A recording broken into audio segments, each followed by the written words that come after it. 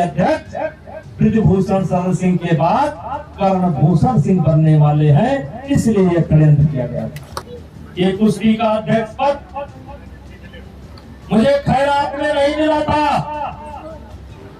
मैंने हरियाणा के उस समय के तत्कालीन मुख्यमंत्री के साथ दीपेंद्र सिंह हुड्डा जो सांसद थे, उनको हरा करके मैंने इस पद पर कब्जा किया था। मेरे दुश्मनों, जिसको तुम कुश्ती संघ का अध्यक्ष बनते हुए नहीं देखना चाहते थे, तुम्हारी छाती पर सांसद बन करके जाकर के दिल्ली पहुंचेगा। गोंडा के कैसरगंज से बीजेपी सांसद ब्रिजभूषण शरण सिंह। फिलहाल ब्रिजभूषण का टिकट काटकर उनके बेटे करणभूषण को चुनावी मैदान में उतारा गया है, लेकिन पिछले कई दिनों की राजनीतिक हलचल और पहलवानों के द्वारा यौन शोषण के आरोप के बाद जो केस चल रहा है, उसकी टीस अभी भी ब्रिजभूषण शरण सिंह के चेहरे से जाती हुई नहीं दिख रही है। जी हां, हम ऐसा क्यों कह रहे हैं? क्योंकि इन दिनों करणभूषण सिंह के लिए ब्रिजभूषण सिंह लगातार चुनावी प्रचार कर रहे हैं और वे अपने मंचों से उन लोगों को सीधे सीधे चैलेंज कर रहे हैं जिनकी वजह से ब्रिजभूषण सिंह समझते हैं कि वो परेशानी में हैं। ब्रिजभूषण शरण सिंह ने अपने विरोधियों को निशाने पर लेकर कहा कि मैं कुश्ती संघ का अध्यक्ष कोई खैरात में नहीं बना था, मैंने अपने व्यवहार और लोगों के सहयोग से वो हासिल किया था। जहां पर कुल 51 वोट पड़े थे, उनमें से 47 मुझे मिले थे और 4 विरोधी खेमे के दीपेंद्र हुड्डा को मिले थे और यही टीस है कि वो आज तक भूल नहीं पा रहे हैं। आज जिन लोगों ने मेरे ऊपर आरोप लगाने का काम किया है, ये कुश्ती का अध्यक्ष पद मुझे खैरात में नहीं मिला था। मैंने हरियाणा के उस समय के तत्कालीन मुख्यमंत्री के साथ दीपेंद्र सिंह हुड्डा जो सांसद थे, उनको हरा करके मैंने इस पद पर कब्जा किया था। और उसी में किसी सरकार का सहयोग मेरे साथ नहीं था। वो पद मैंने अपने पुरुषार्थ पर और अपने व्यवहार पर, अपने कार्यशैली के आधार पर जीतने का काम किया। उस समय भी लड़े थे, 51 वोट पड़ा था, 47 वोट मुझको मिले थे और 4 वोट इनको मिला था।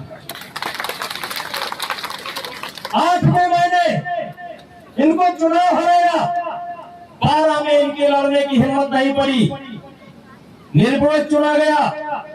फिर 16-17 में भी निर्विरोध चुना गया और ये अविरोध चुनाव आया। तो इन लोगों ने देखा नहीं, इनको पता था कि कुश्ती संघ के अध्यक्ष ब्रिजभूषण शरण सिंह के बाद कर्णभूषण सिंह बनने वाले हैं, इसलिए यह षड्यंत्र किया गया था। इनको पता था कि कुश्ती संघ के चुनाव में कर्णभूषण सिंह अध्यक्ष बनेंगे, इसलिए यह षड्यंत्र किया गया था। सामने से जीत नहीं सकते थे, सामने से जीत नहीं सकते थे और ना सामने से कभी जीत पाएंगे। तो जैसे भीष्म पितामह के लिए शिखंडी खड़ा किया गया, वैसे हमारे सामने भी कुछ चीजें खड़ी की गई। और भाइयों, मैं 16 साल से इस लड़ाई को लड़ रहा हूं। लगता है ये शरीर पत्थर का हो गया। 16 साल हो गया मैं इस लड़ाई को लड़ रहा हूं। चलिए कोई बात नहीं, आप करणभूषण सिंह को कुश्ती संघ का अध्यक्ष बनते हुए नहीं देखना चाहते थे। मेरे दुश्मनों, जिसको तुम कुश्ती संघ का अध्यक्ष बनते हुए नहीं देखना चाहते थे, तुम्हारी छाती पर सांसद बन करके जाकर के दिल्ली पहुंचेगा। ब्रिजभूषण शरण सिंह ने जहां पहलवानों के मामले को लेकर सीधा दीपेंद्र हुड्डा को निशाने पर तो लिया ही लिया, यहां तक कि ब्रिजभूषण शरण सिंह ने सीधे विरोधियों को निशाने पर लेकर यह कह डाला कि कई लोग मेरी राजनीतिक जीवन को समाप्त करना चाहते हैं, लेकिन आपका वोट उनके मंसूबों पर थप्पड़ की तरह पड़ेगा। कुछ लोग यहां से 500 किलोमीटर दूर, 700 किलोमीटर दूर बैठ करके मेरे राजनीतिक भविष्य को, मेरे राजनीतिक जीवन को समाप्त करना चाहते हैं,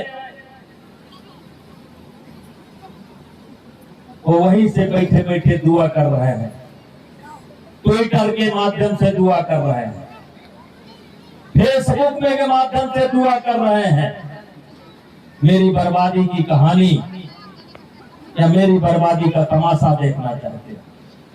इसलिए मेरे भाइयों, करण भूषण सिंह का सांसद बनने में कोई संदेह नहीं है। फिलहाल कैसरगंज में तमाम सियासी घटनाक्रम के बाद अंततः बृजभूषण शरण सिंह का टिकट काट दिया गया और नामांकन के एक दिन पहले उनके बेटे को बीजेपी ने टिकट दिया था। ऐसे में अब ये देखना होगा कि क्या कैसरगंज की सीट पर फिर से करण भूषण सिंह जो हैं वो कमल खिला पाते हैं या फिर कैसरगंज में बृजभूषण सिंह के गैर मौजूदगी में कोई नया घटनाक्रम देखने को मिलता है।